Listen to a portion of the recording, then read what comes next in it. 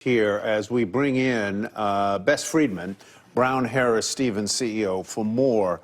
Bess, welcome. Where do you come down on this? As I understood it, you know, basically, unless I specifically, as a buyer, enlist a broker and sign a contract indicating that that broker works for me and will be paid by me for the services provided, that the buyer's side of the transaction fee was paid out of the commission that the seller pays to the listing agent. Is that the way it used to work? And how does this turn that upside down?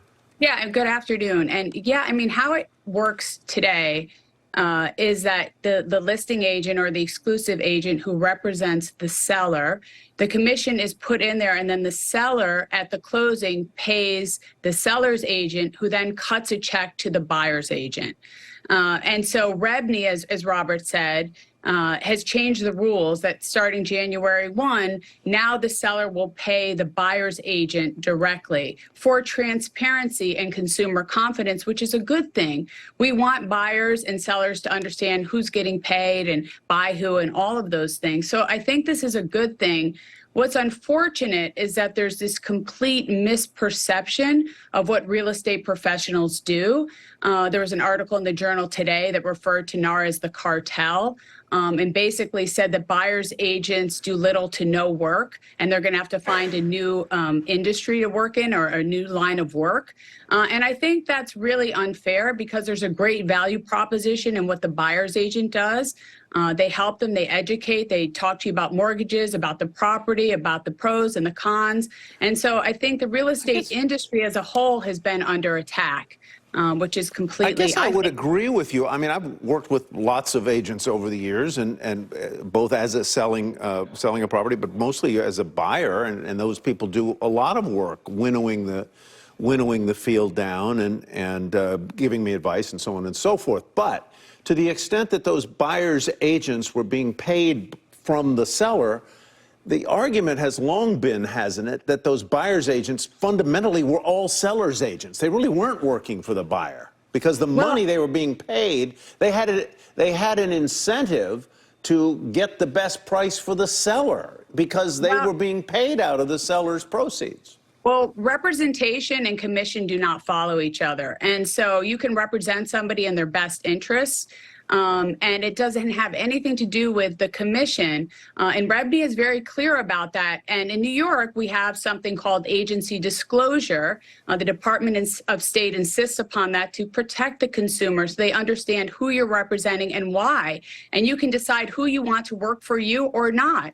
And I think that helps. What doesn't help at all, I think, is this perception that reality TV portrays, like shows like Selling Sunset, that show agents doing very little, not putting the client's interest first, dressing unprofessionally.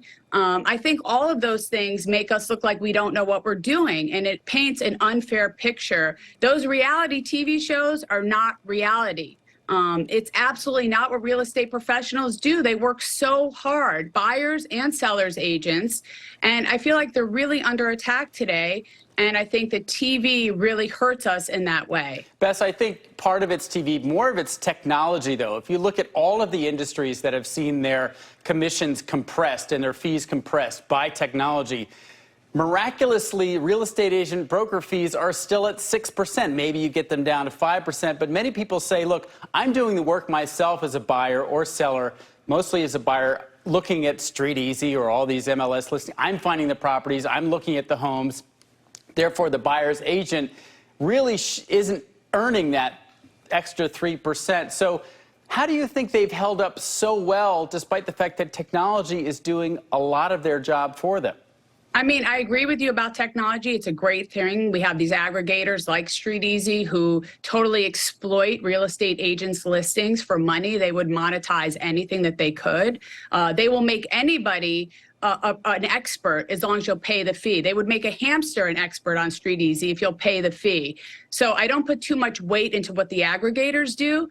But the buyer's agent, even though technology helps you maybe to find a property or identify a property, they'll educate you about the neighborhood, about the building, about the co-op board, about your financing, about the pros and the cons. And they also have lived experience. I mean, this is what they do every day, all day. There's real value to that, to working with someone who can help you and guide you and comfort you. When you're doing this, it's usually the biggest investment of someone's life. So I don't think you can water down just because technology, yes, is important and helps us to communicate quicker and get information to people quicker. You still need a human being to guide you. Most people want to work with someone. I don't know if I'm similar to others, Bess, but I started by going, this is outrageous. And now, having been through a few different ones of these, I'm going, yeah, no, we're taking a lot of time. Even just looking to see the property and have someone just open it for you and show it to you. I mean, anyway, there's so much that goes into it. Here's my question, though. So there's this lawsuit, this Kansas City lawsuit, and potentially antitrust action could be coming from the government here. What happens in that case, regardless of whether it's right or wrong, if they start to try to say you can't have exclusivity over all of these, MLS and all the rest of it, and we're going to kind of blow up the model? I mean, I think if that happens, then the buyer's agent is going to have to get paid from the buyer. And I think this really hurts the consumer at the end of the day. I don't think it would be a good result. I don't want to talk too much about the lawsuit, but I just think that the way it's set up today, it does allow for the seller to extend the commission to the buyer's agent, and it's in the price. So they're paying for it either way.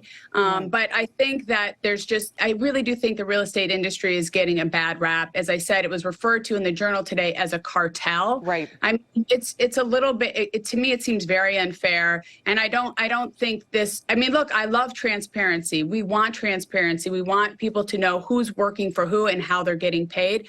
I agree to that all day, every day. I just think the way that they're going about it is not ideal. I think you need your own show, or maybe it's Real Estate Wars, and we're gonna me and Robert Frank. Me and Robert. Bess, thank you so much, Bess.